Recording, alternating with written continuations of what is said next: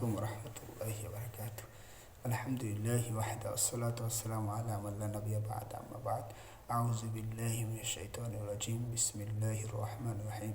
يا أيها الذين آمنوا كتب عليكم الصيام كما كتب على الذين من قبلكم لعلكم تتقون.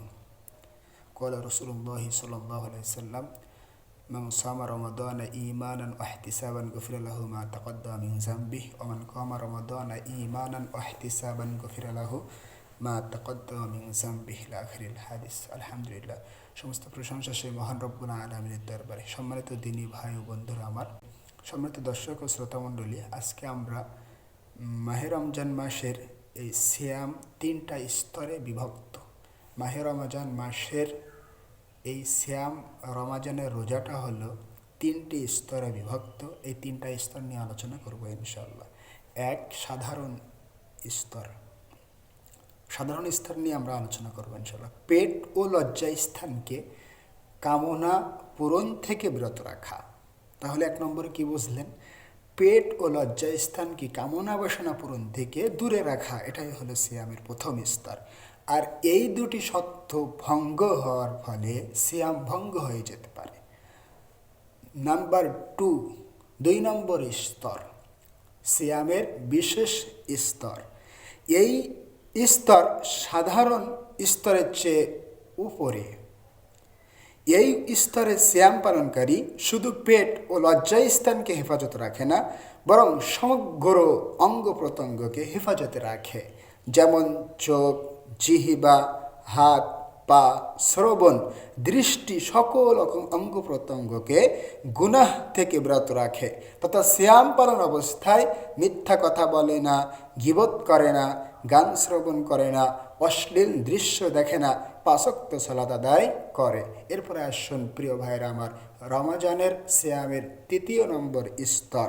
এই স্তরে সিয়াম পালনকারী শুধু বিরত থাকার মধ্যেই সীমাবদ্ধ থাকে না, বরং সকল প্রকার গুনাহ থেকে বিরত থাকার পাশাপাশি সকল অঙ্গ প্রত্যঙ্গকে আল্লাহর আনুগত্যে ব্যবহার করার মাধ্যমে অতিরিক্ত নেকি অর্জনের প্রতিযোগিতায় ব্যস্ত থাকে। অর্থাৎ সে শুধু গীবত ও মিথ্যা পরিহার করার মধ্যে সীমাবদ্ধ থাকে না, বরং তার জিহ্বাকে, অর্থাৎ একজন সিয়াম পালনকারী সে তার চোখ দিয়ে চোখ দিয়ে দেখে আল্লাহর বাণী, কোরআন তেলাওয়াত করে এবং কান দিয়ে আল্লাহর বাণী শ্রবণ করে। সে শুধু 5 ওয়াক্ত সালাত আদায়ে ক্ষান্ত হয় না, বরং অন্যান্য নফল সালাত আদায়েও সে চেষ্টা করে। সম্মানিত ভাইরা আমার, আমরা সবাই জানি মাহে রমজান মাসে রাসূল সাল্লাল্লাহু আলাইহি ওয়াসাল্লাম বেশি বেশি দান সাদকা করতেন ও কোরআন অধ্যয়ন করতেন।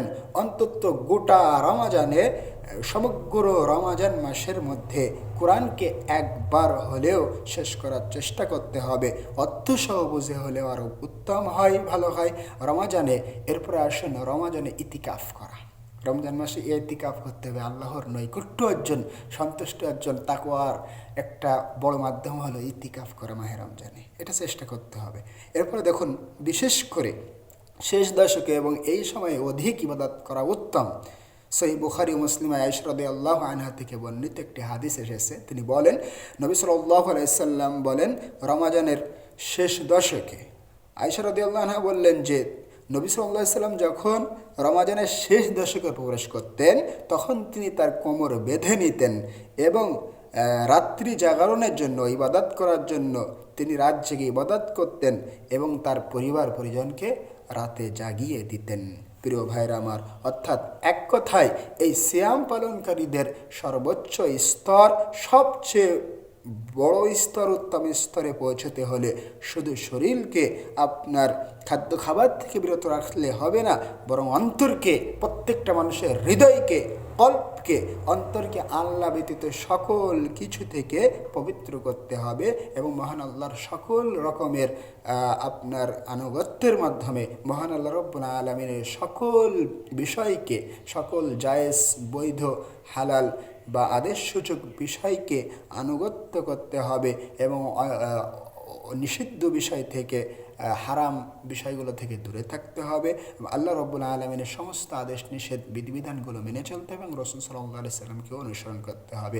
এরই মাধ্যমে মাহে রমজান মাসের ইবাদত বান্দেগি আমলগুলো ভালোভাবে করার এবং যখন যে সময় যে আমল করার দরকার, যখন যে সময় যে ওক্তে যে সময়ে যে ইবাদত বন্দি করার দরকার, সেই ইবাদতগুলো রমজান মাসে বেশি বেশি করতে হবে। বিশেষ করে পরিশেষে আরও একটা কথা বলতে চাই, সেটা হলো বেশি বেশি মাহে রমজান মাসে কোরআনুল কারীম তেলাওয়াত করবেন। আপনারা যদি কোরআনুল কারীম সহিশুদ্ধভাবে পড়তে না পারেন, তাহলে আপনার সমাজে আপনার এলাকায় যে সমস্ত ইমাম ও খতিব সাহেবরা আছেন, তারা যদি ভালো বিশুদ্ধ কোরআন পড়তে পারেন, তাদের কাছে গিয়ে কোরআনুল কারীম অন্তত শিক্ষা অর্জন করবেন, শিখবেন, তেলাওয়াত করবেন এবং সহিশুদ্ধভাবে শিখবেন। অশুদ্ধ পড়লে কোরআন কোনো উপকার নেই, কোনো লাভ নেই, বরং কোরআন আপনার পক্ষে অভিশাপ দিবে, লাআনত দিবে। এজন্য অবশ্যই সহিশুদ্ধভাবে এই রমজান মাসের মধ্যে কোরআনুল কারীম তেলাওয়াত করা শিখতে হবে, নিজে শিখতে হবে, স্ত্রীকে শেখাতে হবে, ছেলে মেয়েদেরকে শেখাতে হবে, আত্মীয় স্বজনকে শেখাতে হবে, আলেমদের ইমামদেরকে অন্তত মূল্যায়ন করতে হবে, তাদের সম্মান করে তাদের কাছে কোরআন, হাদিস, দোয়া, বিভিন্ন ইবাদত বন্দিগি শিখতে হবে, মাসআলা শিখতে হবে, দোয়াগুলো মুখস্থ করতে হবে। আল্লাহ রাব্বুল আলামিন এই রমজান মাসের গুরুত্ব দিয়ে, এর তাৎপর্য বুঝে এর মধ্যে যতগুলো আমল রয়েছে আমলগুলো করার তৌফিক দান করুন। এবং রমজানের সিয়ামের যে 3টা স্তর নিয়ে আলোচনা করলাম, এই 3টা স্তর থেকে শিক্ষা নিয়ে আমরা যেন এভাবে আমল করতে পারি, আল্লাহ আমাদের সেই তৌফিক দান করুন। আল্লাহুম্মা আমিন।